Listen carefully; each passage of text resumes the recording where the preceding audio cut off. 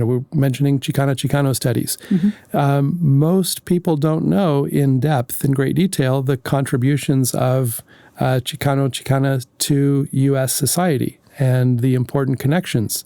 And so part of the field of study is learning and understanding connections to U.S. society, and then going beyond how an understanding and awareness of thought and these identities can translate into a better pluralistic society. Welcome to Diving into the Discourse. I'm Carmen Ramos Chandler, and today I am talking to Jeffrey Reeder, Dean of the College of Humanities at California State University, Northridge, and we're talking about education.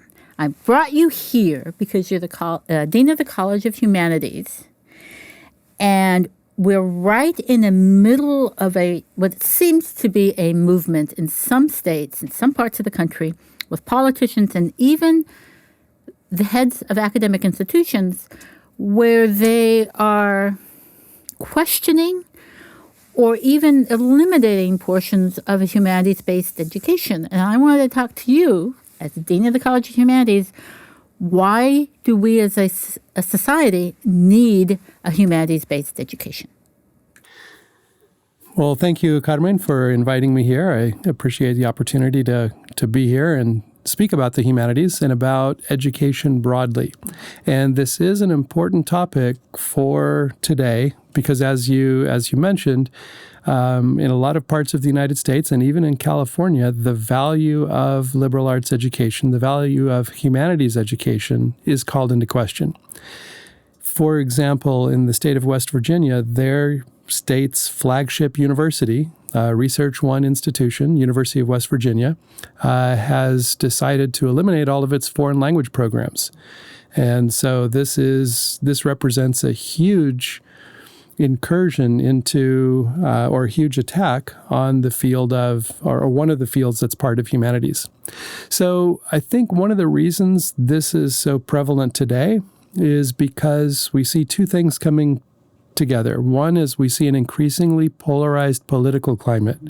And so in that increasingly polarized climate, things which ought not to be polarized become polarized, or they get caught up in this political discourse. You mean like majoring in French? Exactly. That should not be a political question. It shouldn't be a political concern, but that has been part of the political topic and debate.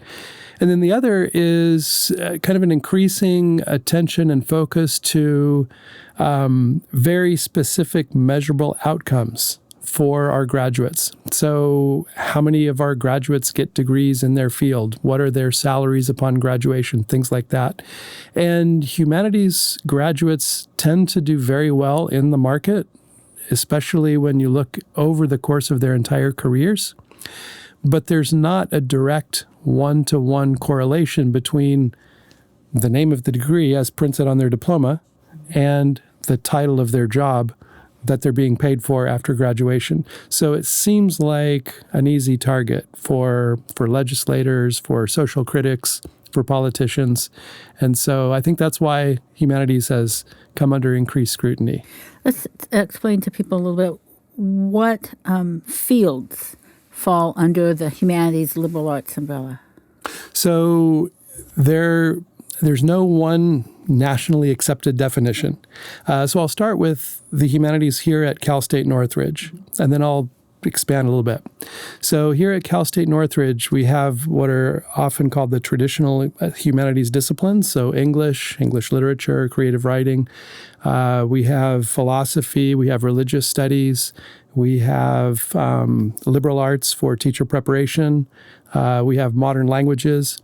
And then we also at Cal State Northridge have most of the identity studies programs and departments. So Asian American studies, American Indian studies, Chicano studies, Central American transborder studies, gender women studies, and queer studies, Jewish studies, Middle Eastern and Islamic studies. So these are areas that we have here at Cal State Northridge. Nationally, most of those are generally accepted into the umbrella of the humanities, but also history is a discipline which often is in the humanities and seen to be a humanities discipline. And basically any discipline that looks at the human condition in sort of a general way. Why are they always coming under attack? It seems cyclical. Every few years, a certain political party, certain business leaders, policymakers suddenly go after. It's not like English is threatening. Philosophy is not a frightening thing. Right. I think because, legislators are under pressure whenever they ask or tell taxpayers, we're going to charge you more for your taxes because we need to fund education. And then, a response from the taxpayer base might be, okay, what are we getting from that education? And it's, I think, easier for them to say, we have a deficit of 8,000 aircraft mechanics, and we are graduating 1,000 aircraft mechanics per year. Mm-hmm. It's harder to say we have a deficit of 1,000 philosophers per year, because if you look at job ads, there are very few job ads for philosophers. And in fact, what philosophers do when they are employed post-graduation is anything and everywhere. And so it's kind of hard for society to quantify and specifically indicate the value added in a sort of spreadsheet type way. I had a conversation. I was at the LA Chamber of Commerce event a few months ago, and I had a conversation with an individual who he approached me because I was wearing a CSUN lapel pin, and he said, "Oh, CSUN, I went there. Let me talk to you a little bit." And he had on a vice president of one of the major banks name tag, and he was clearly doing quite well. And I said, "So what did you study here at CSUN?" And I was expecting him to say something like finance or accounting, but he said religious studies. And I said, "Well, and he interrupted me. He knew exactly what I was going to ask. He said, "I know what you're going to ask. Religious studies major didn't help me get my current job, but every single day I use what I learned as a religious studies student and major of, working with people, diverse backgrounds, diverse perspectives, analyzing and examining the different gray areas that are present, and then how to resolve conflict, how to identify and resolve conflict." And so that's the kind of thing I think that it's really hard for policymakers, legislators to be able to point to those examples. Instead, they can say, we need 8,000 aircraft mechanics. We're going to pay for that. So what you're saying is that even with the identity majors,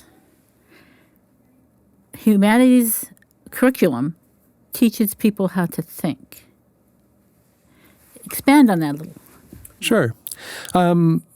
Most of all of our disciplines are based around questions and questioning. Mm-hmm. And in many of our disciplines, there's never the presumption that this is the answer, which is true in other fields of academia. You find an answer, and that is generally accepted to be the answer and the only answer. In humanities, you find answers to questions. And so part of what we teach our students is, first, the fact that they need to ask questions. Instead of just accepting this is the way things are, ask questions about why are things this way? And then answer those questions in different ways.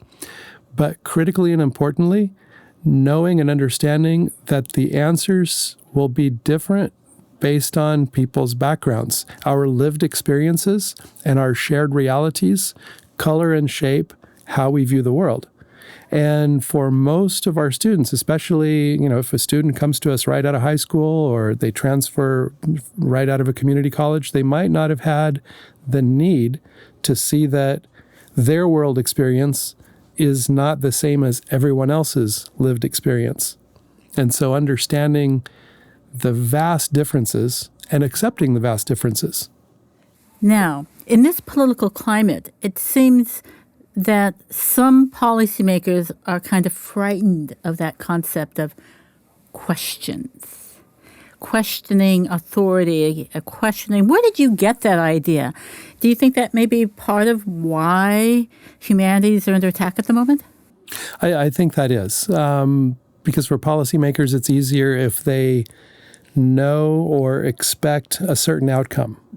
And so if the gray area in between yes or no or maybe or for sure is wider and broader, then that makes policymakers, I think, more nervous about what it is that, how it is that people will react and how it is that maybe policies or laws that they're proposing or implementing will play out in the future. And then you said that the identity majors, the Chicano studies, Central American studies, gender and women's studies, queer studies, Islamic studies, they're all most of them fall under the humanities liberal arts umbrella, the identity-based majors. Do you think that's one of the reasons why the field, the big umbrella field, is studied under attack? I think it is. Especially in today's political climate. There is a push from certain sectors of society to, there's that myth of the American melting pot and the sort of homogeneity of our society. And I think the fact that we study and validate and investigate and explore and uplift identity and identities, I think worries certain sectors of our society. So I think that is part of the resistance. I think it would be more convenient for some political factions to think, well, there is one version of America and one version of an American. And we don't have to complicate things by understanding and being aware that there are 340 million versions of Americans and not just one. What is the value of Chicano studies or gender and women's studies or queer studies or Islamic studies? What are the students getting out of it, and through them are we as a society getting out of students who study those majors?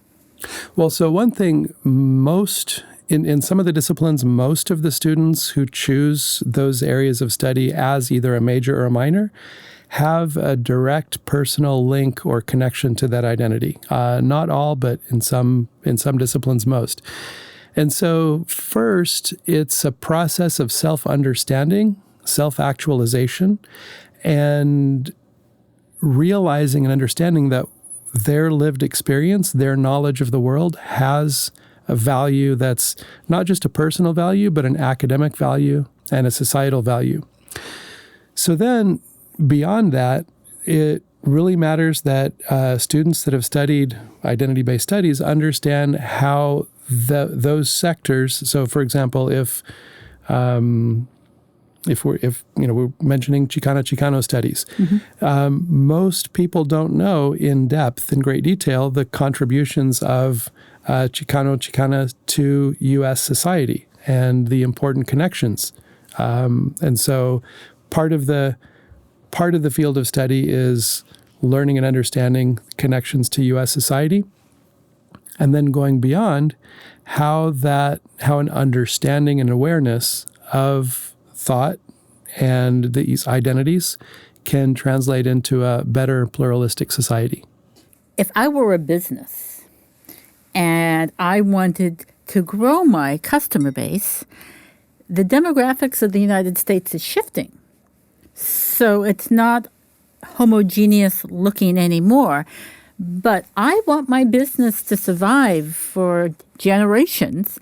I need to be culturally aware and sensitive of I want to expand into this new market base. So again, the identity majors do have some cachet, so to speak, for those who have that major, because, hey, I want to go into the business, and, if I double majored in business administration and Chicano studies, I have an edge over someone who doesn't have that fact-based background. And I'm glad you mentioned the double major, because our students have one of the highest proportions of double majors in the institution. Most students at Cal State Northridge have one and only one major. But in the humanities, we have a disproportionately high percentage of students who are double majoring. There's probably something that they came to Cal State Northridge to study that was their primary interest, why they chose to come here. Let's say, for example, it was construction management. We have an excellent construction management program here. They heard about it when they were in high school or when they were in community college. They chose to come here. Along the way, they took maybe a course in Armenian studies. We have a minor in Armenian studies, for example. Or they took a course in queer studies. And then they realized that that course spoke to them. They realized that there's a minor in that field. Or they realized that there might be a major in that field. We don't have a major in either of those two, but let's say it's Central American and Transborder Studies. And then they realized that many of the courses in the identity-based disciplines double count for general education areas. And so at first they might think, I would love to double major in construction management and Central American studies, but I don't want to be here another year. They meet with an advisor and they find out, well, this double counts, this double counts, this double counts. It probably doesn't take any extra time. If you're careful planning your schedule, you can still graduate in 4 years or whatever time you were going to take, and you're going to have this double major. Now, that is a huge value-added proposition for anybody. Well, first of all, for the student, because now, once they graduate, they're going to look for a job. They're going to be competing with, let's say it's a job in construction management. Presumably, every other candidate has a similar degree. Maybe construction management from one of the other CSUs or another university, but they have another degree in Central American Transborder Studies. How this benefits the business and societies, because let's say their first project, they're assigned to oversee construction of a medium-sized, mid-rise complex, and they will understand, particularly if this is in an area where high population of Central American residents or Central American diaspora residents, they will understand the needs of that community, the interests of that community, and be able to reflect that in the building design and the building placement. Perhaps the workers that they'll be working with on the project also are part of the Central American diaspora. They'll be able to use what they know to their advantage. And finally, it'll be, just kind of good for society overall, even if they're not working on projects that are very specifically related to their area of study. They are accustomed to the fact that different groups of people live in society and participate in society and contribute to society in different ways. And so they won't just assume, here's this plan, take it straight out of the box, put it on this lot, and then we're all done. You mentioned the box. Even if I majored in literature or philosophy and then ended up working for a tech company, I am making the assumption that because I had a humanities-based education, I know how to think critically. And we hear these words tossed at us all the time from entrepreneurs left and right. I am looking for someone who can think out of the box. How does majoring in philosophy, history, literature help you think outside the box for that original idea or that new concept, a new way of doing things? Well, from the very beginning, disciplines like philosophy engage us with questions like, why are we even talking about a box? What is the box? What does the box represent? And really we see, I'll go back about 15 years, 12 years, about 15 to 12 years ago, I've forgotten the organization, but an organization of national human resources professionals did a survey of about 800 hiring managers from medium to large companies across the United States and asked them to list what are the top 10 characteristics that you're looking for in your salaried employees. And they had a list of, being able to communicate, being able to work well in teams, being able to work with people from diverse backgrounds, being able to think creatively outside the box, so to speak. And then, there were things like technical skills and specific skills.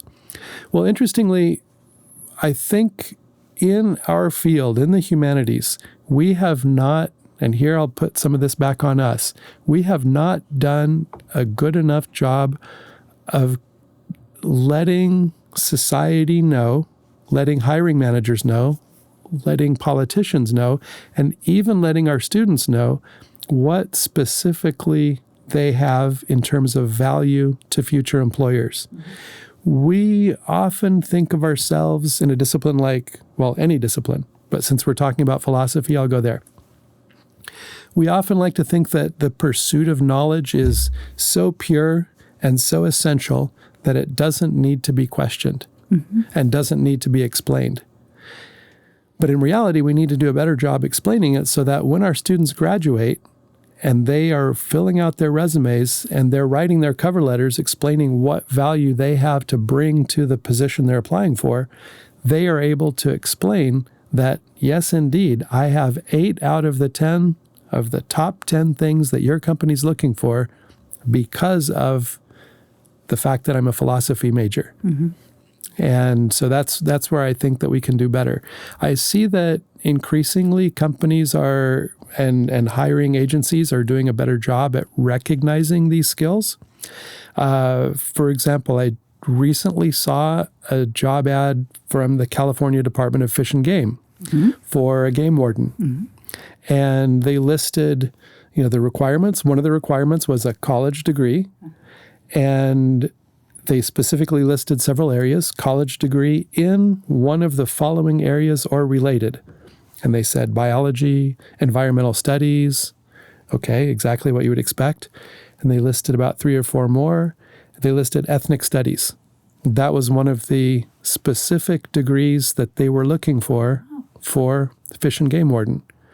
And I think it's a recognition that, in that job, I presume they recognize that the individual that's hired is going to be working in nature, within the environment, within the natural resources in the state of California, but that's inextricably connected to people. And so if you're working on abalone harvesting or poaching, then you need to understand the cultural background behind abalone harvesting or poaching. Why are places like West Virginia then cutting back, languages, which as we become more global, we need a way to communicate? I think there, when people or when society gets worried, they either turn inward or turn outward. They turn inward like, oh my gosh, the sky's falling, things are not going well for me. I'll turn inward, and that seems to be West Virginia's response. They have not cut their programs in mining, for example, which is one of West Virginia's traditional industries. Even though extractive mining is probably, all indications suggest that it's not the future of our economy. West Virginia is known to be a red state, a solid red state politically, but that's not the only type of response that can happen politically. Utah is an interesting counterexample. Utah is also politically a solid red state, but Utah has, I would say unquestionably, or maybe I'll modify that a little bit, almost certainly. No, I'll even go with unquestionably. Let's be bold here.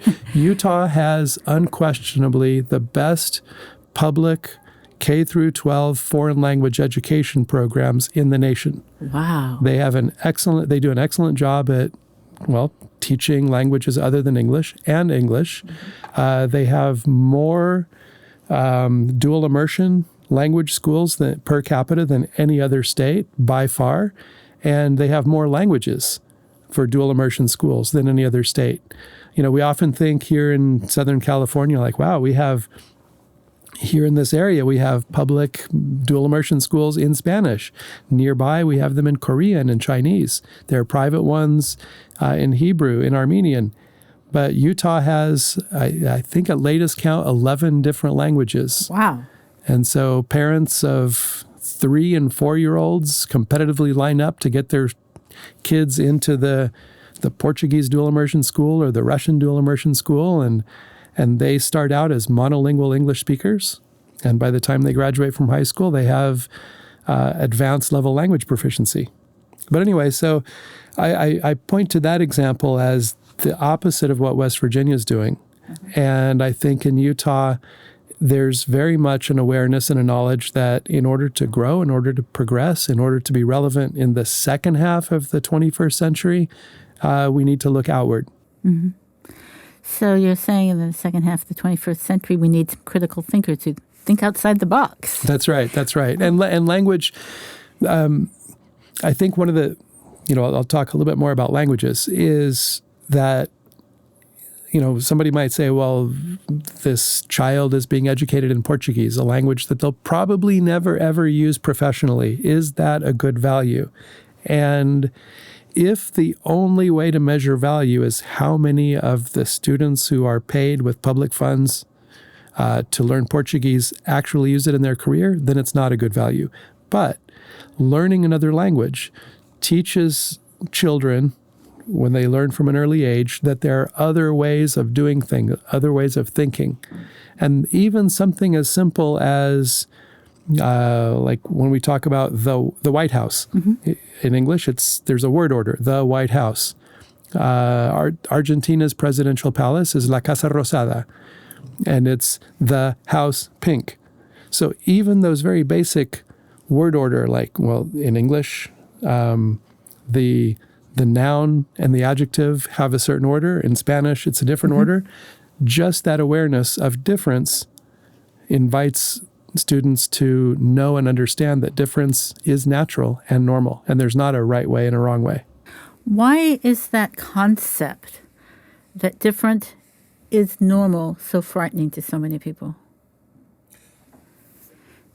I don't really know for sure, but I have some thoughts on that. I think one is they view that, if you look at the world as a zero-sum game, or as winners and losers, then difference is threatening and frightening, because if there's difference, that other, and you're not the same as other might be better, other might win, other might take something from you.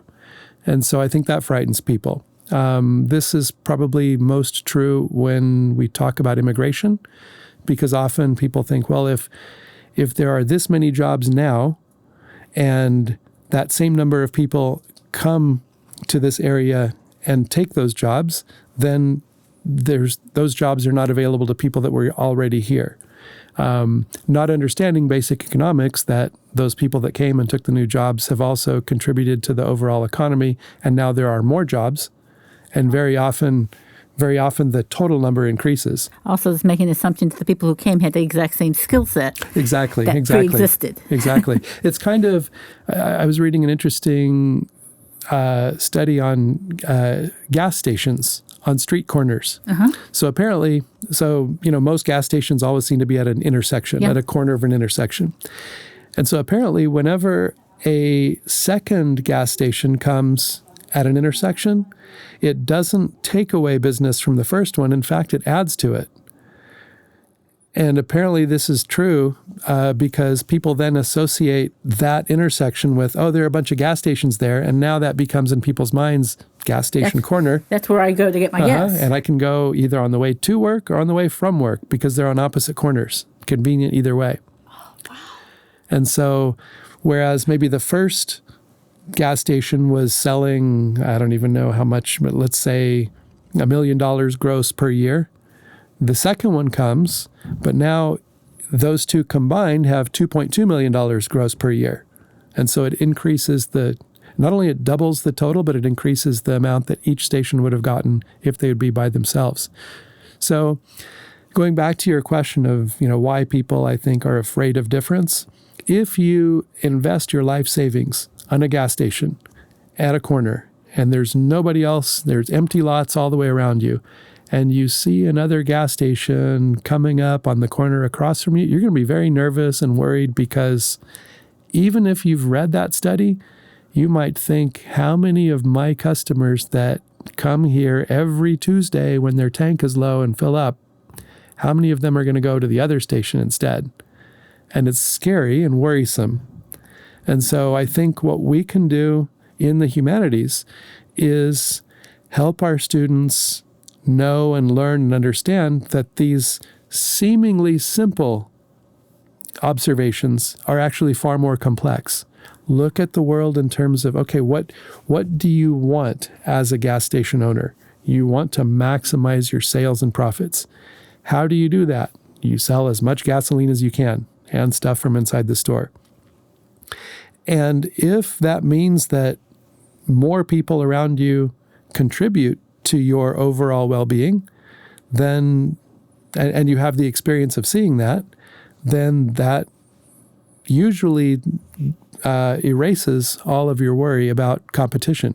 And I think the same thing with the study of difference and with the study of identity, that we as a nation, we even have it in our motto, right? E pluribus unum, out of many, one.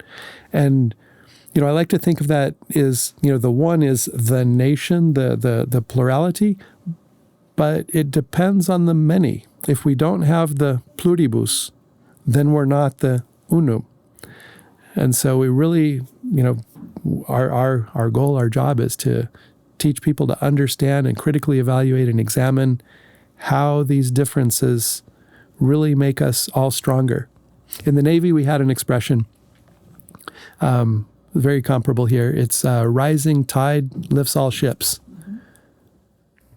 I didn't know you were in the Navy. I was in the Navy, yes. How long?